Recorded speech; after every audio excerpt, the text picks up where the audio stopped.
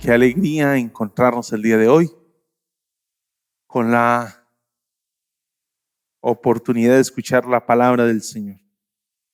En este proceso de recuperación, todavía me afecta un poco cuando voy hablando, así que si en algún momento debo interrumpir, usted sabrá comprender las limitaciones que hay, pero Dios nos va ayudando en medio de nuestra fragilidad. Muy bienvenidos todos y nos alegramos de poder estar aquí hoy celebrando al Señor, recogidos delante de Él para escuchar la palabra del Señor, que Él sabe cómo ministrarnos a través de su palabra, y quiero invitarle para que vamos a Hechos capítulo 11. Es el texto del que estuvimos hablando hace 8 días, así que Hechos capítulo 11, pero esta vez vamos a acercarnos a los primeros 18 versículos. Hace 8 días estuvimos meditando del versículo 19 en adelante. Y vamos a ir en esta oportunidad a devolvernos a los primeros 18 versículos del capítulo 11 de Hechos de los Apóstoles. Quiero iniciar leyendo el versículo 18, aunque haremos mención de todo el pasaje, pero solamente en esta introducción leeremos el versículo 18. Al oír esto, se apaciguaron y alabaron a Dios diciendo: así que también a los gentiles les ha concedido Dios el arrepentimiento para vida. Quiero invitarle a que miremos las 3 acciones de la primera frase del versículo 18. Al oír, primera acción. Se apaciguaron, segunda acción. Y tercera acción, alabaron a Dios. El diciendo fue la expresión con la que alabaron a Dios. 3 acciones tomaron allí los discípulos.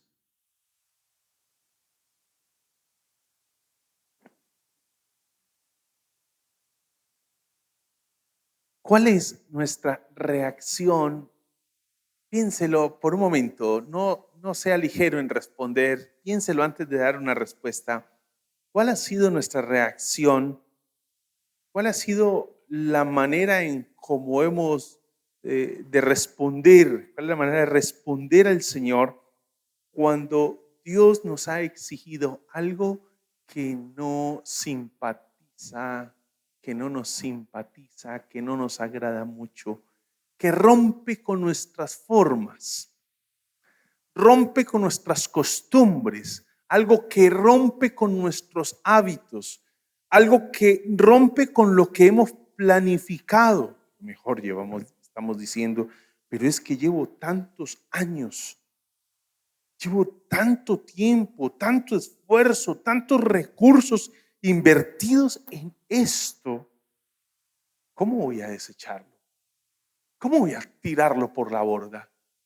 ¿Cómo voy a deconstruir esto en lo que he invertido tiempo, esfuerzo, recursos? Aún he sacrificado mi familia. ¿Cómo voy a reorientar esto? Insistimos, las 3 acciones de la primera parte. Oyeron, apaciguaron y alabaron. ¿Por qué iniciar por el final? Porque es la mejor forma de entender el texto cuando lo unimos a los versículos 1 y 2. Cuando leemos los versículos 1 y 2 del capítulo 11, dice: los apóstoles y los hermanos de toda Judea se enteraron de que también los gentiles habían recibido la palabra de Dios. Téngalo ahí, no siga leyendo. ¿Qué diríamos nosotros como cristianos evangélicos del siglo XXI, colombianos, ante ese primer versículo? Aleluya. Nos alegraríamos, nos regocijaríamos. Sería toda una expresión de qué alegría saber que otros hermanos están llegando, otras personas se están convirtiendo al Señor. Diríamos, en el cielo hay una fiesta por cada pecador que se arrepiente, y cuando tenemos aquí en mente que es toda una familia extendida la que se ha arrepentido, tremenda fiesta. Les quiero decirles que los hermanitos de Judea no están sintiendo lo mismo que usted y yo sentiríamos como colombianos del siglo XXI. Así, versículo 2, que cuando Pedro subió a Jerusalén, los defensores de la circuncisión lo criticaron.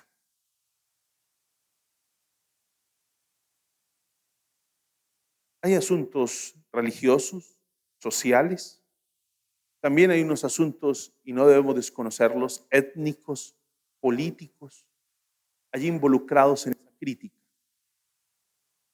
Pero llama la atención cómo el texto está enmarcado entre la crítica y esas tres acciones finales. Oyeron, se apaciguaron y alabaron.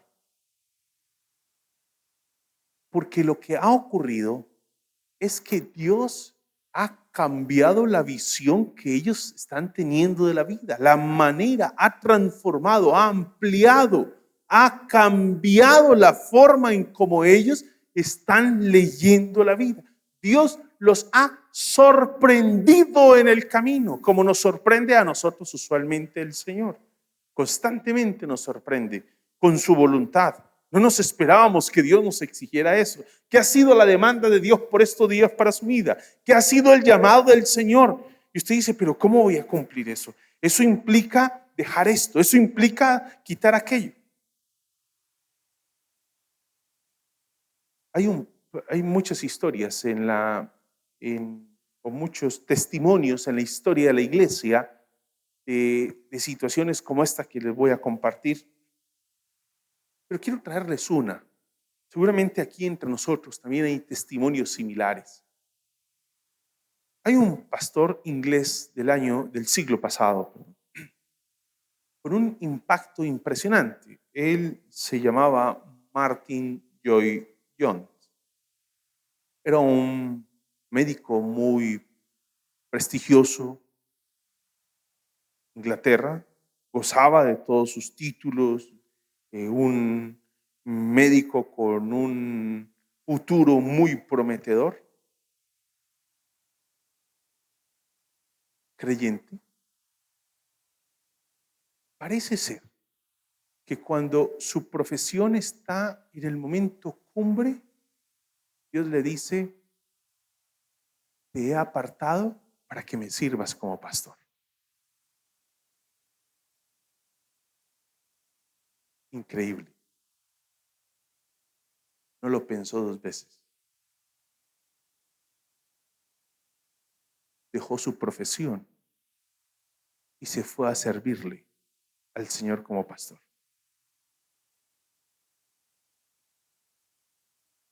Usted dirá, qué locura. Versículo 18. Oyeron, se apaciguaron y alabaron. Le cambió todo su proyecto de vida el Señor en un momento. Y usted dirá, afortunadamente eso no ocurre sino con los pastores. Yo quisiera creer eso. Lo que pasa es que nosotros hemos hecho caso omiso de todas las formas en cómo Dios ha venido hablándonos y exigiéndonos el cumplimiento de su voluntad. Hemos sabido pasar la página, como pasamos las páginas de la Biblia cuando algo no nos gusta, ¿no? Uy, Dios, estás como enojado. Esto lo leo en otra oportunidad. Señor, esto está muy fuerte.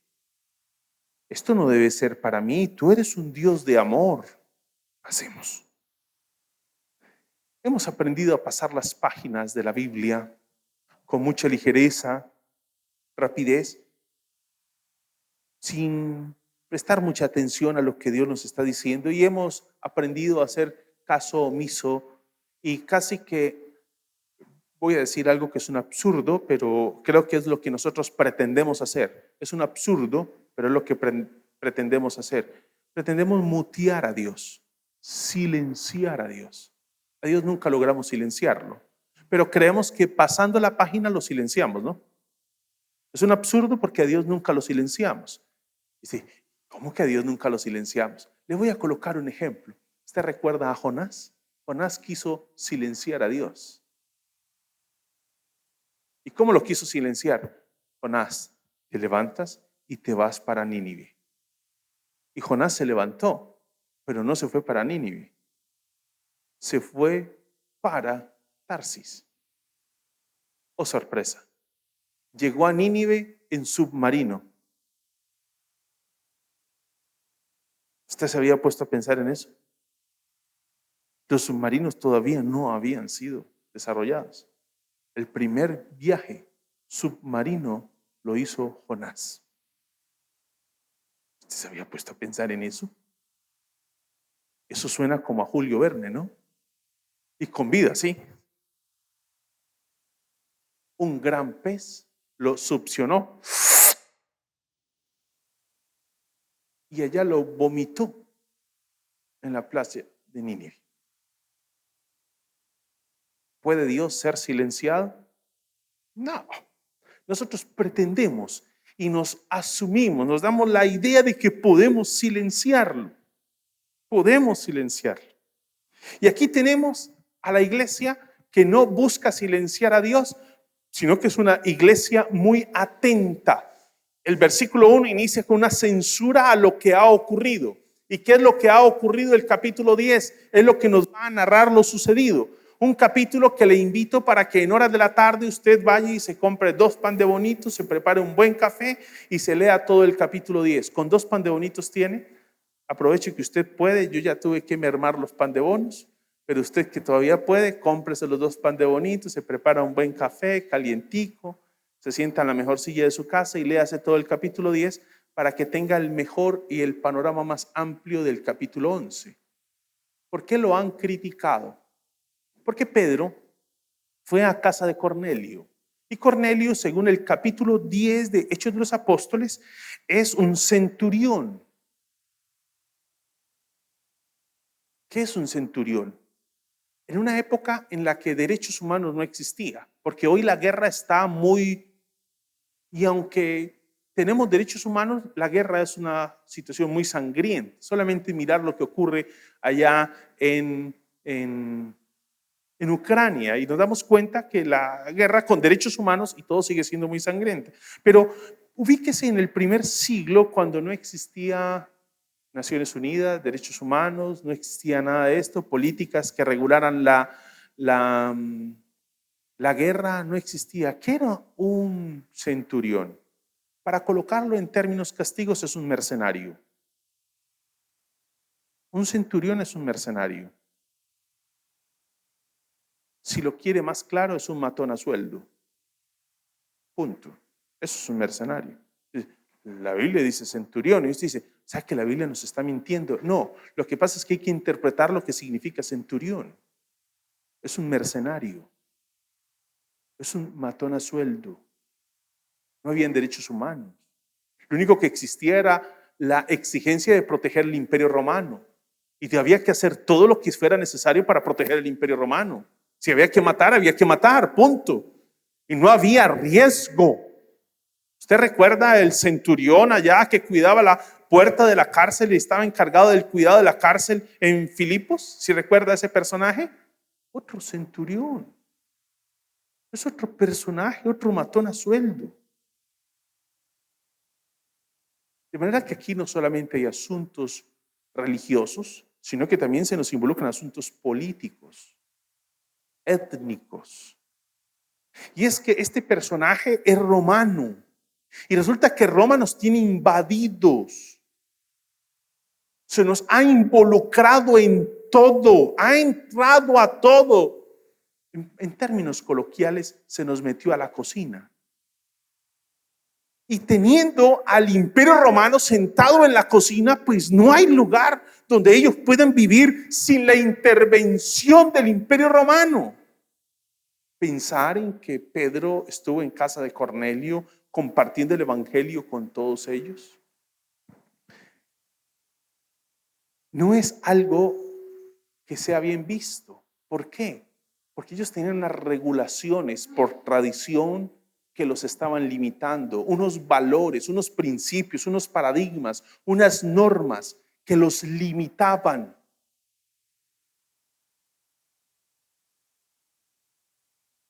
Las mismas normas, principios, paradigmas que nos limitan a nosotros para entender la voluntad de Dios, para entender el por qué el Señor nos está cambiando la página, nos está cambiando el rumbo, nos está redefiniendo nuestro proyecto, nos está reorientando en nuestro proyecto de vida. Y Dios, que es usualmente, con mucha frecuencia, si acaso no es siempre, perfecto en sorprendernos en el camino, en hacernos llamados a nosotros, en el que nuestros límites son superados, en el que nuestros valores son replanteados, en el que nuestros paradigmas son puestos ahora en tela de juicio por el mismo Dios. Un Dios que constantemente supera nuestros límites, nos cambia la mirada, nos cambia nuestros valores, nos cambia nuestras formas, nuestros hábitos, nuestras costumbres.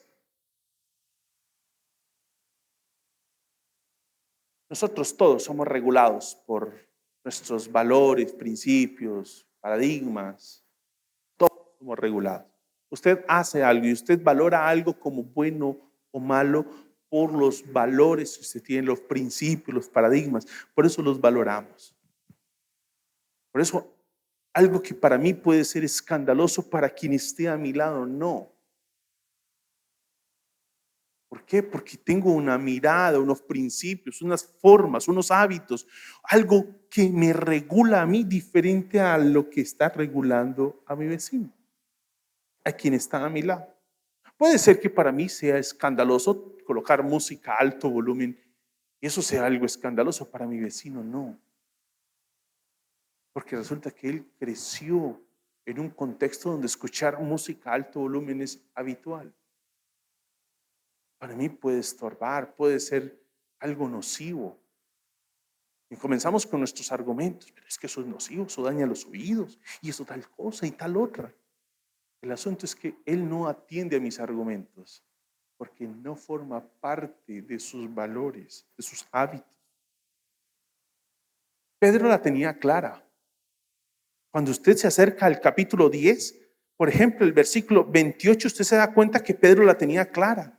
Cuando Pedro llega a casa de Cornelio, capítulo que usted va a leerse esta tarde con 2 pan de bonitos, un cafecito caliente, se lo va a leer en la noche, puede ser, para que haya logrado digerir parte de lo que el Señor nos va a estar hablando hoy, y entonces en la mañana, y termine de ajustarlo en horas de la noche antes de dormir con un cafecito.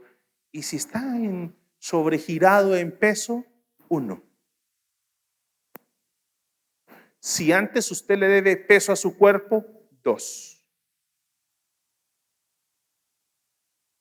Y si está estable, hasta los 2 también. ¿Sí?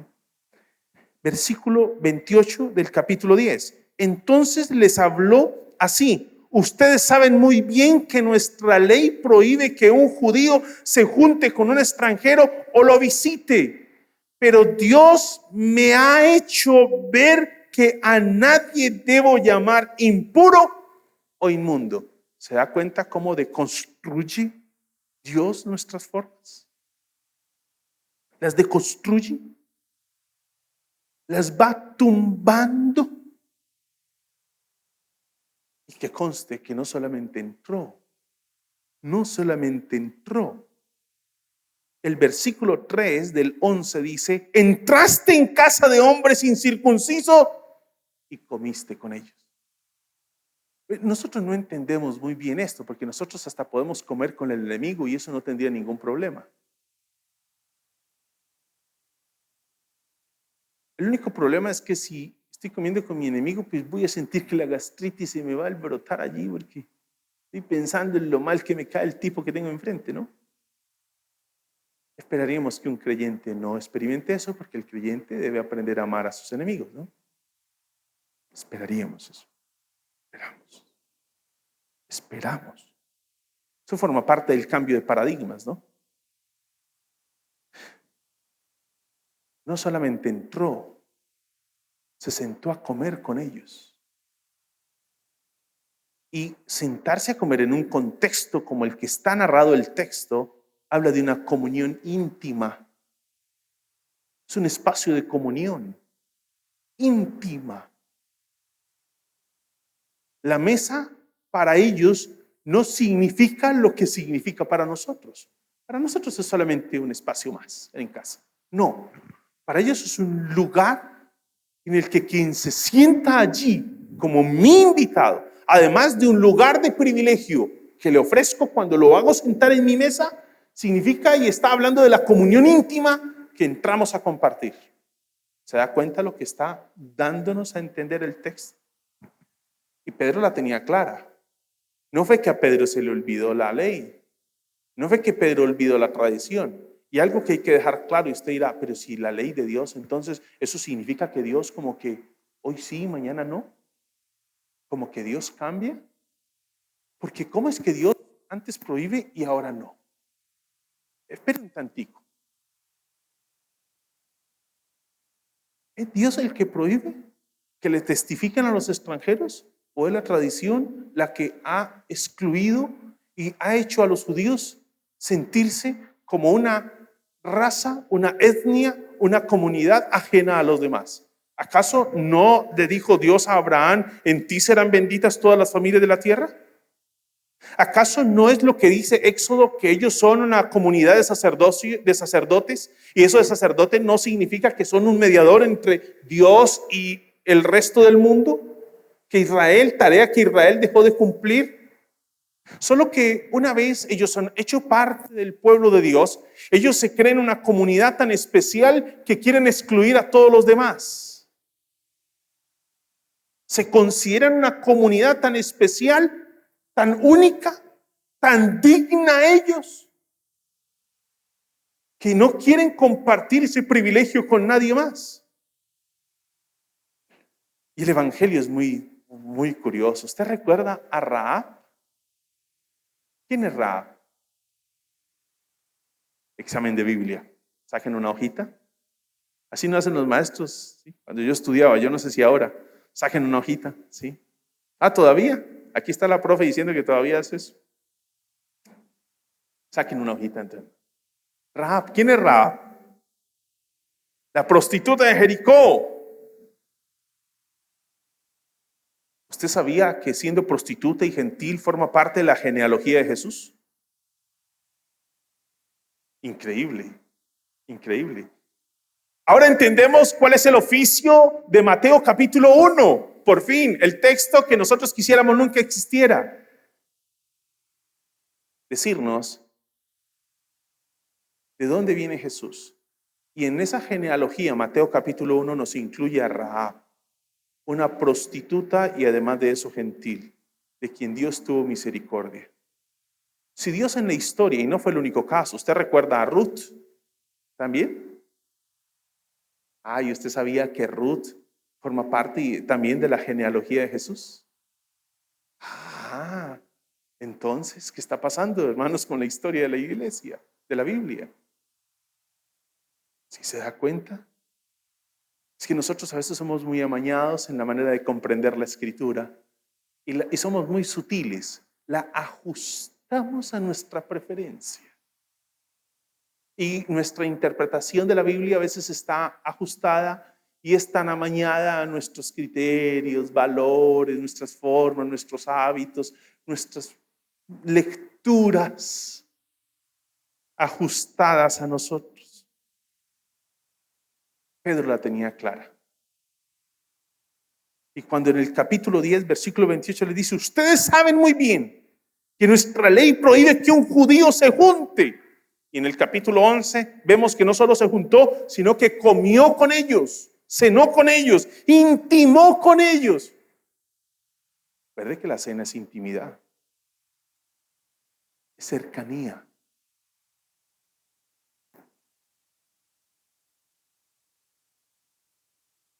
Ni siquiera permitían que lo visitara.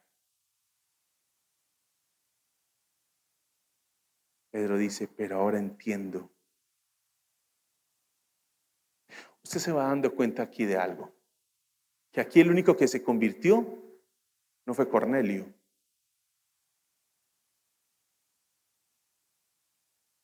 Aquí el único que se convirtió no fue Cornelio. Pedro tuvo que sufrir una conversión.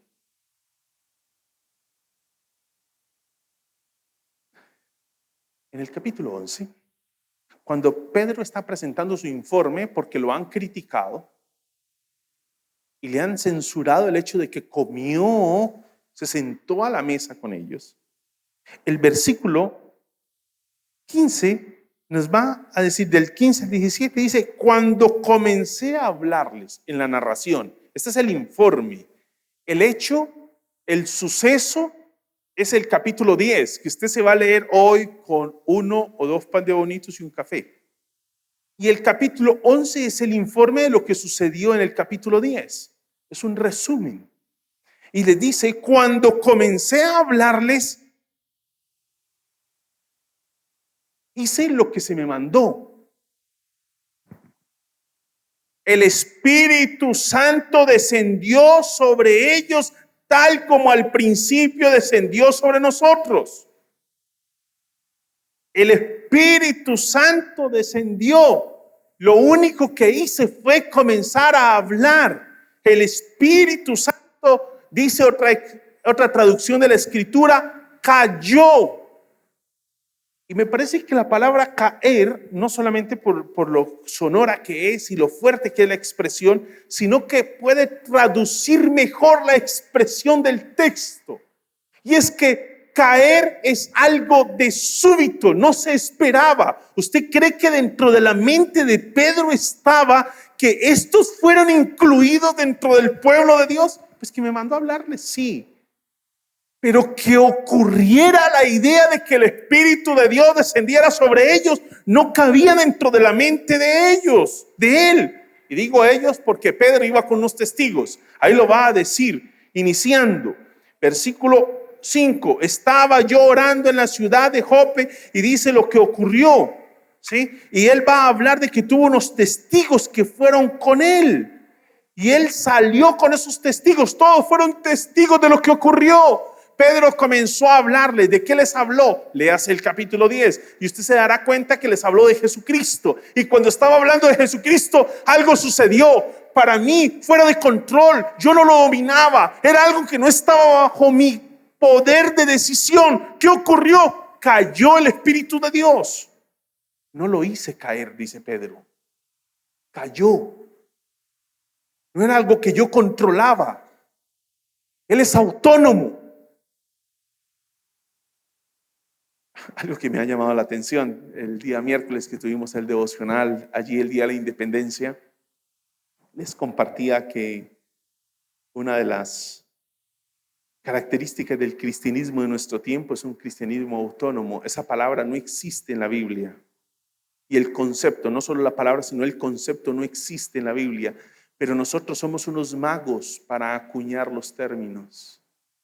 Cristianismo autónomo. ¿Y qué es eso? Eso es lo que estamos escuchando en todo lugar en la iglesia. Déjeme, yo vivo el cristianismo a mi manera. Es que yo soy cristiano a mi manera. Déjeme, ¿usted por qué me está regulando? No. Dios me habla a mí también. ¿Es que usted cree que es el único iluminado aquí? No, Dios me habla a mí también. ¿Usted quién se cree?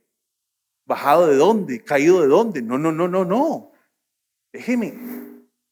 Es que yo vivo, yo soy cristiano a mi forma, a mi manera, a mi criterio. Pero mira que la Biblia dice que No. Eso dice la Biblia, su Biblia.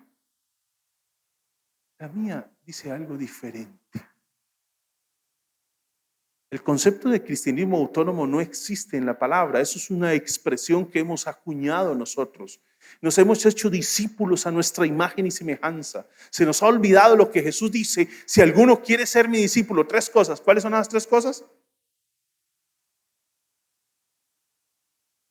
En otras palabras, usted tiene que morir. Si lo quiere mirar en términos de lo que dice Hechos capítulo 11, lo que debe hacer es de construir sus paradigmas, sus parámetros, sus hábitos.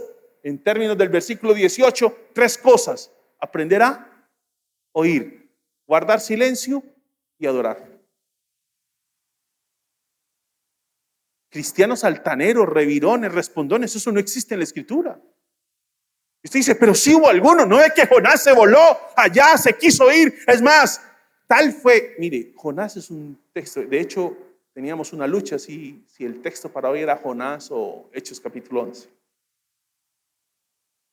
Pero Jonás ¿sabe cómo pretendía Jonás huir de Dios? De una manera insólita. El hecho, cuando él le dice a los otros marineros, tírenme al mar, él pensaba que muriendo iba a huir de Dios. Pero no esperaba que un submarino lo estuviera esperando allá. Dios es sorprendente. Cuando usted mira a Jonás, Dios es sorprendente. Nadie esperaba un submarino.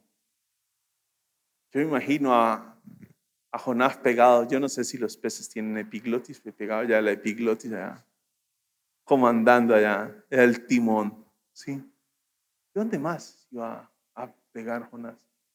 Y parece ser que no logró bajar, porque de una galla ahí mirando en primera, uy, vamos cerca.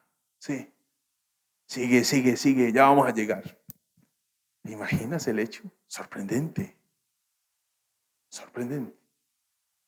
Pretendía huir muriendo. No, usted piensa que frente a semejante tormenta, cuando Jonás dice, láncenme al agua, usted piensa que él tenía la idea de que iba a esperarlo un submarino allí. No, ni los rústicos que nos inventamos nosotros los colombianos para los movimientos del narcotráfico, ni esos rústicos esperábamos. No, nada de eso. Nadie esperaba eso. Jonás no le esperaba sino una cosa: la muerte. Con todo y eso, es sorprendente el Señor.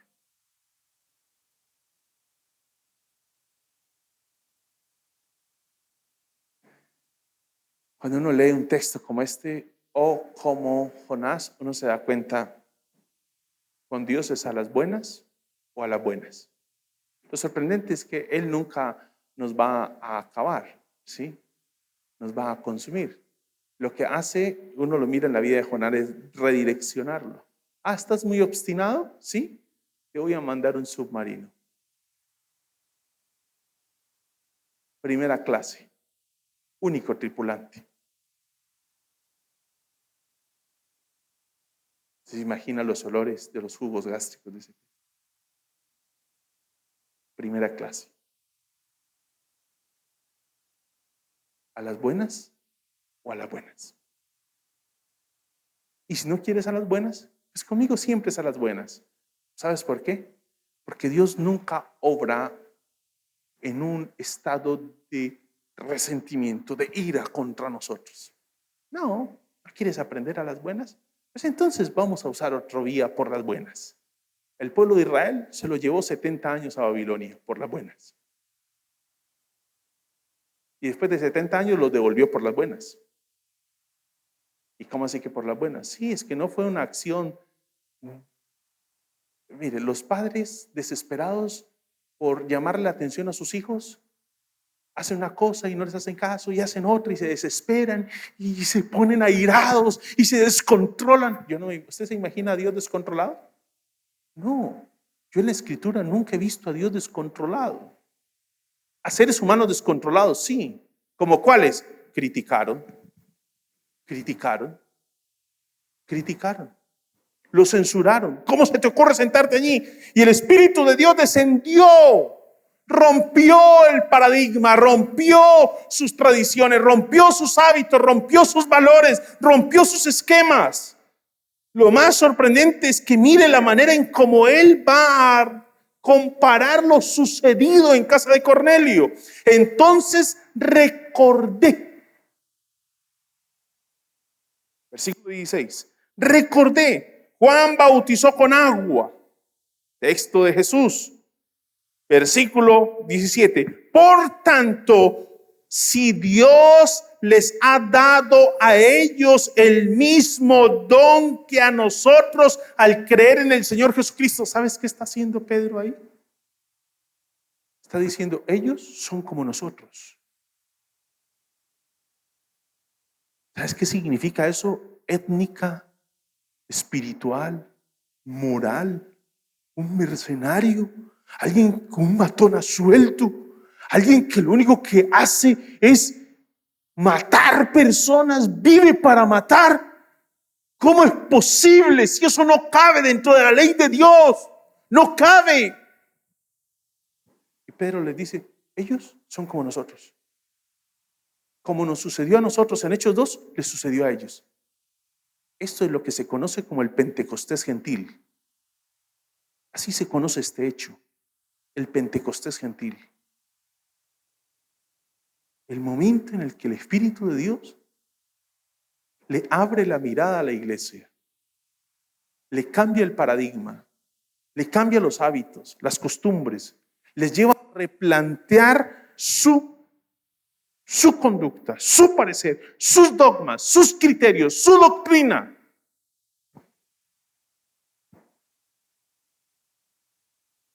Y el versículo 17 nos acaba de rematar con una pregunta retórica que formula Pedro allí. Mire la pregunta retórica. Recuerde que las preguntas retóricas no se espera una respuesta. Tienen su respuesta en sí misma. Y recuerde quiénes son los que están escuchando. Judíos, que conocen muy bien el Antiguo Testamento.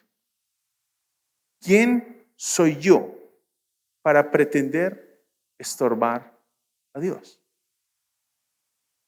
¿Quién soy yo? Dios da la bienvenida a la iglesia, a su cuerpo, a los gentiles. Contra todo y toda visión que tenían los judíos acerca de los gentiles. Esto nos da a entender que Dios no se anda adaptando a nosotros. Está esperando que nosotros, y como lo hemos dicho, o por las buenas o por las buenas. Y usted dirá, pero eso suena como muy violento. Sí, claro.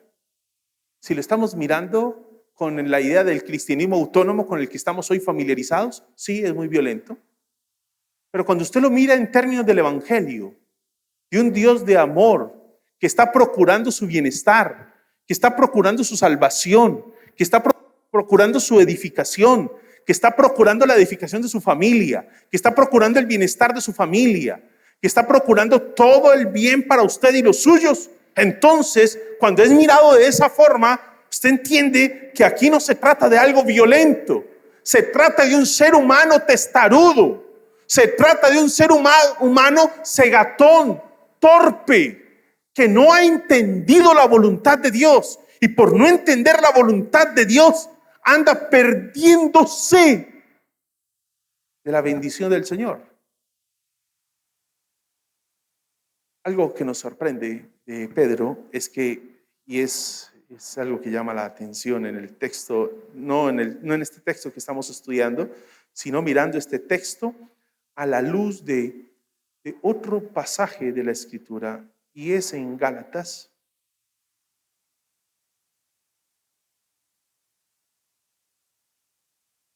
Y es que Gálatas, perdón, que es que lo traje a memoria y no lo tenía aquí. Ya.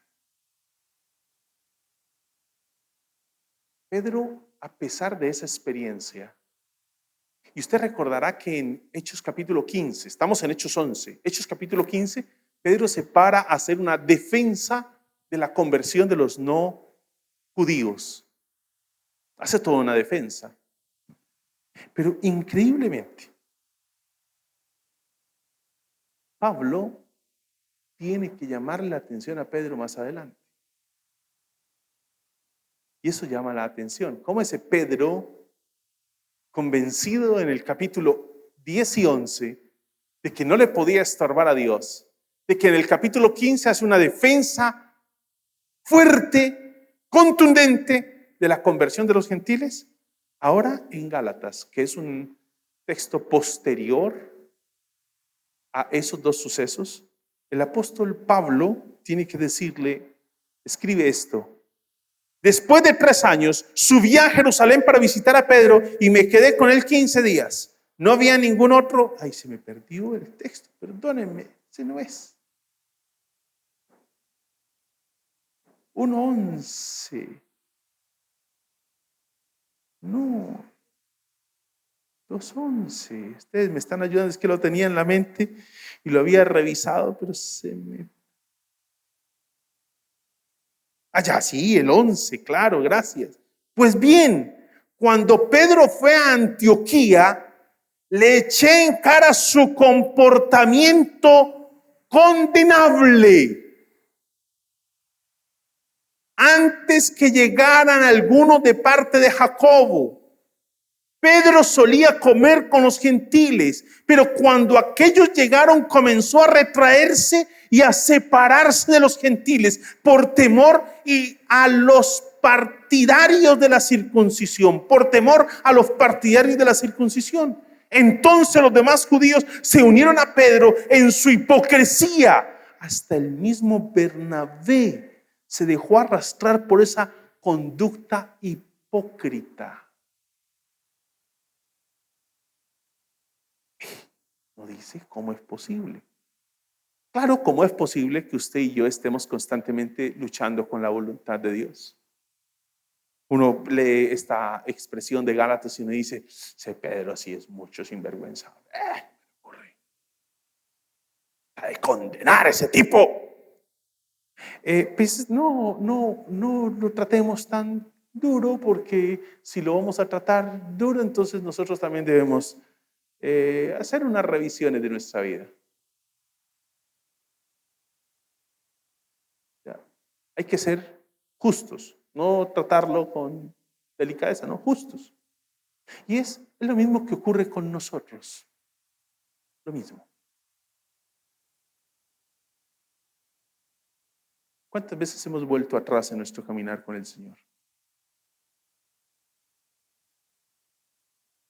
¿Cuántas veces usted ha replanteado lo que Dios le ha dicho en su palabra? ¿Cuántas veces hemos reconfigurado la voluntad de Dios para nosotros? Señor,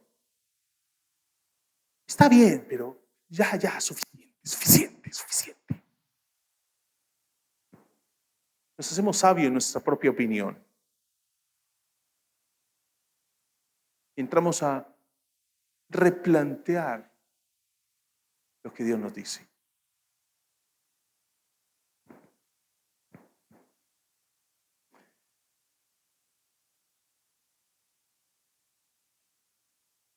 Esa expresión de Pedro cuando dice, ¿quién soy yo para estorbarle? Me da la idea de que si alguien quiere hacer algún reclamo, por favor vaya a la oficina de Dios. Es decir, yo soy su secretario. ¿Sí o no? Si alguien tiene algún reclamo, por favor, si alguna crítica, recuerden que lo criticaron, ¿no? Si alguna crítica, les quiero decir que la crítica entonces va dirigida directamente a Dios, no a mí. Lo increíble es que Pedro, unos días después, está replanteando lo que él dice. Si alguna crítica, es a él, no a mí. Yo solamente soy un ejecutivo. Ejecuto. No soy directivo. Yo soy ejecutivo. El directivo acá es él. Yo soy ejecutivo. ejecutó. Él es directivo. Pero hay un momento en la vida en que Pedro se vuelve directivo. ¿Cuándo? Gálatas 2:11. Pedro se vuelve directivo. Y es ahí cuando Pablo tiene que confrontarlo. ¿Sí? Miren, cuando pensamos en esto, creo que una lección, no solamente en esto que estamos tratando de aprender de una iglesia sana evangeliza, es también en la vida. Es que deberíamos retomar un poco más en serio ese texto bíblico del versículo 18, capítulo 11. Creo que una de las razones por las cuales la iglesia hoy no logra alinearse es porque no logra escuchar. ¿Y por qué no logramos escuchar? Porque tenemos muchos distractores a nuestro alrededor. Tenemos muchos distractores, muchas cosas que nos distraen, nos embelezan, nos están llamando la atención, están a nuestro alrededor. Y hemos puesto la voluntad de Dios a un lado. ¿Sí? Hemos aprendido a silenciar a Dios. Y entonces, cuando Dios comienza a tratar la iglesia como trató a Jonás, Jonás queriendo escapar de la voluntad de Dios, aún hasta con la muerte. Una expresión de Jonás que me ha llamado la atención, y perdone que le haga tanta referencia a Jonás. Cuando en el texto hebreo dice que Jonás descendió a lo profundo del barco, la palabra descendió allí a lo profundo del barco da la idea de, la palabra es usada para hablar de descender y está usada en otros escenarios en la idea de descender al lugar de los muertos. O sea, Jonás no tenía la más mínima intención de mover un dedo para él salvarse, porque primero muerto que obedecer. Y por eso cuando recuerda que el capitán lo encuentra allá abajo y le dice: ¿qué hubo pues? A ver, sinvergüenza, ¿usted qué hace acá? Todos allá luchando y usted aquí dormido, despierte a ver. ¿Usted se imagina cómo subió? Yo imagino que subió, no subió feliz, subió diciendo: Señor, ¿por qué me tenía que pillar? Yo que quería morirme. Y apenas subí y los ve a todos apurados, yo me imagino que se le movió la conciencia y dijo: qué pecado de todos estos hombres queriendo salvarse. Pero no, pues salvémoslos de una vez. ¿Sabe ustedes cómo se libran de esto? Mátenme. Sí, pero el texto bíblico no dice eso. No, ¿y qué esperaba que cuando lo tiraran al agua, qué esperaba Jonás? ¿Usted cree que estaba esperando el submarino? No, estaba esperando morir. Mátenme y se le soluciona el problema.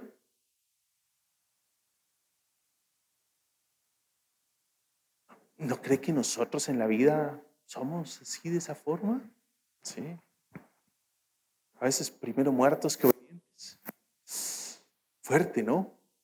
Fuerte. Primero muertos que obedientes.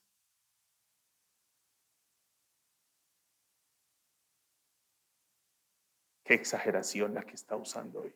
Es una hipérbole. ¿Está seguro que es una hipérbole? ¿Está seguro que estoy haciendo uso del lenguaje de manera inapropiada? Primero muerto que obediente. ¿Ese no es la política con ese cristianismo autónomo que estamos viviendo hoy? Primero muerto que obediente. ¿No es la norma que rige nuestras vidas hoy?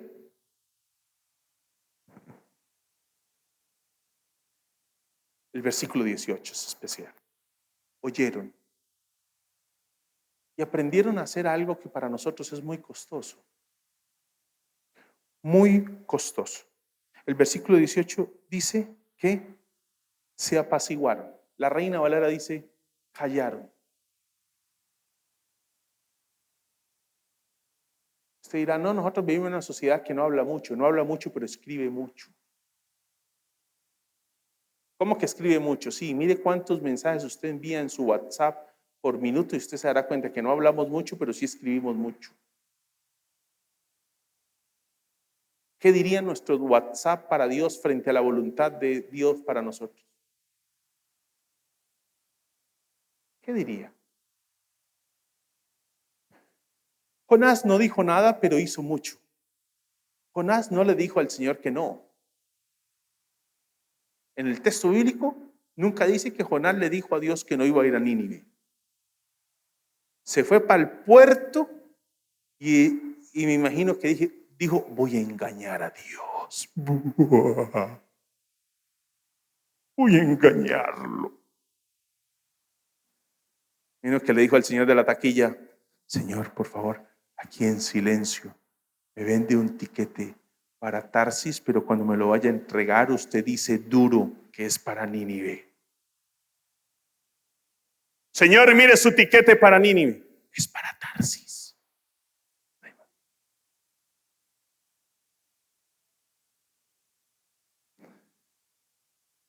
Qué sutil somos nosotros. Oyeron y callaron. Esa expresión nos dice mucho de la actitud que necesitamos como iglesia. Y lo único que se escuchó fue que glorificaron a Dios.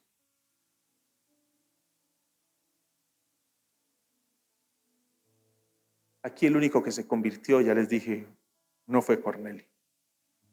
Cornelio y su familia fue el segundo en convertirse. El primero fue Pedro. El segundo fue Cornelio y su familia. El tercero fue la iglesia. Esto da cuenta de algo que en algún momento les mencionaba en otra oportunidad, y es, la vida cristiana es una secuencia de conversiones. Es una secuencia de conversiones. Cuando la iglesia está dirigida por el Señor, cuando la vida está dirigida por el Señor, la experiencia es una secuencia de conversiones. Casi cada día sufrimos conversiones cuando la vida está dirigida por Dios.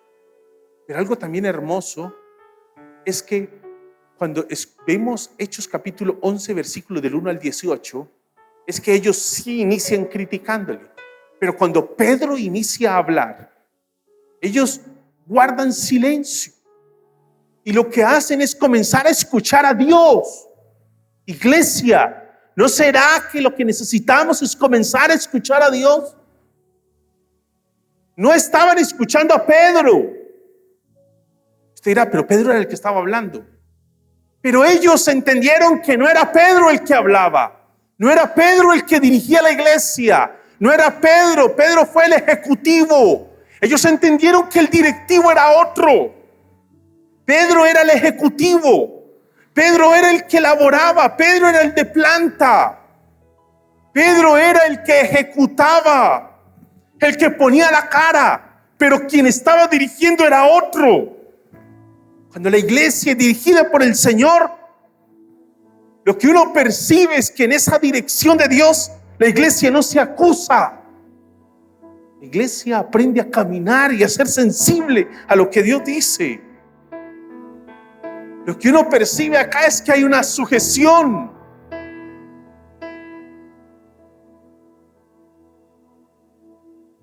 Hay una palabra que nos molesta mucho: autoridad. Es la palabra que menos quisiéramos escuchar en la iglesia. En el contexto del siglo XXI, la palabra autoridad para todas las generaciones es una palabra que genera tensiones, porque autoridad demanda sujeción. Y aquí tenemos una iglesia que entiende bien el concepto de autoridad.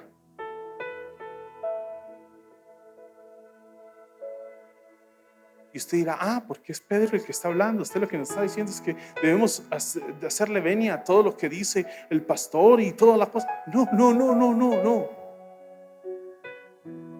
El que está hablando no es Pedro. El que está dirigiendo la iglesia no es Pedro. ¿Sabe usted algo precioso del texto? Cuando usted viene leyendo Hechos de los Apóstoles, usted se da cuenta que Pedro es un líder de la iglesia. Y permitió la crítica. Pero cuando presentó el informe, los hermanos supieron escuchar. Pedro no le dijo, ustedes cómo están cuestionando al ungido de Jehová, impíos. Les va a dar lepra como les pasó a los hermanos de Moisés. Perdón, ese concepto no es neotestamentario. Ese concepto no es neotestamentario. Pedro, el líder de la iglesia, ahí está presentando su informe. Y la iglesia aprende a escuchar a Dios. Oyeron y callaron. Dios demanda cosas inauditas y escandalosas, nunca pecaminosas, pero sí inauditas y escandalosas. Nunca pecaminosas. Hay que aclarar eso, ¿no? ¿Se entiende? No faltará quien diga: esto es escandaloso por lo pecaminoso, pero Dios me mandó. Inauditas y escandalosas, no pecaminosas. Y que quede claro, si no las hacemos, estorbamos.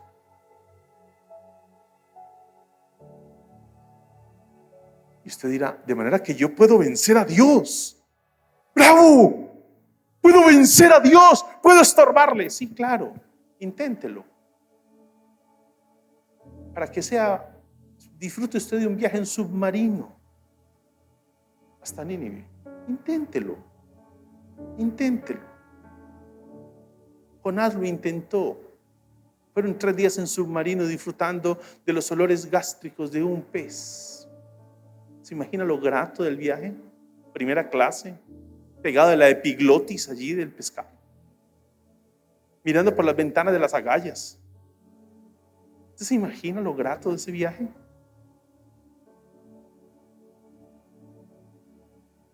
¿Dónde nos está invitando Dios hoy? ¿Dónde nos invita hoy Dios para hacernos ver las nuevas dimensiones del Evangelio? ¿A dónde? ¿A dónde nos invita hoy Dios para hacernos ver las nuevas dimensiones del Evangelio? Que quede claro, Dios nunca se sale de su palabra. Usted está limitando a Dios. No, yo no lo estoy limitando. Es que esto fue lo que Dios quiso que conociéramos de Él. Y ahí está su voluntad. Nuestra limitación está en la comprensión de eso. Y por eso Dios necesita desconfigurar nuestras formas. ¿Dónde nos quiere hoy Dios en esta tarea de una iglesia sana evangeliza? ¿Encerrados aquí o allá en el mundo?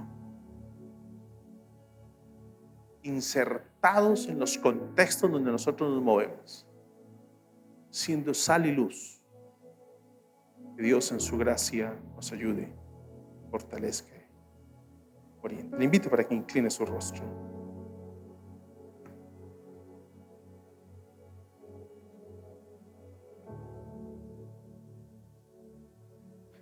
Unos segunditos de silencio delante del Señor. Segunditos de silencio.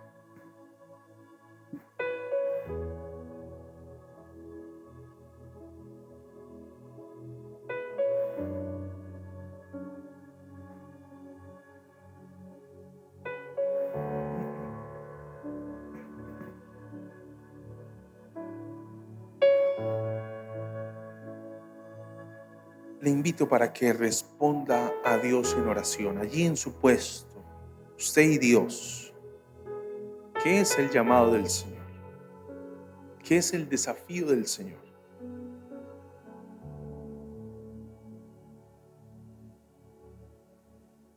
¿A dónde lo quiere mover Dios hoy?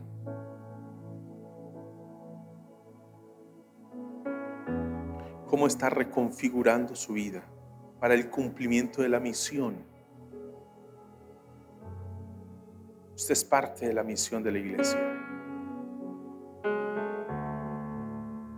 Pero de la misión de la iglesia como cuerpo de Cristo.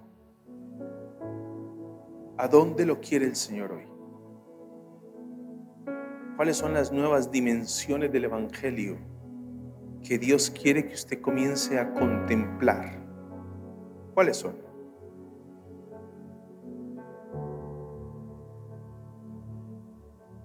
Gracias, Señor.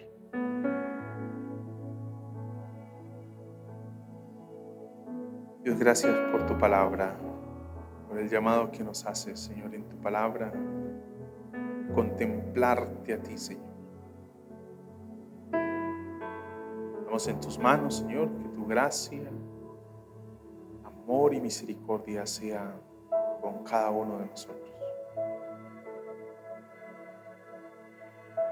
Encaminando nuestros pasos cada día en pos de tu buena, agradable, perfecta voluntad, Señor. Perdónanos la forma en cómo hemos resistido tu voluntad. Perdónanos, Señor. Encamínanos, Señor. En el nombre de Jesús. Amén, Señor.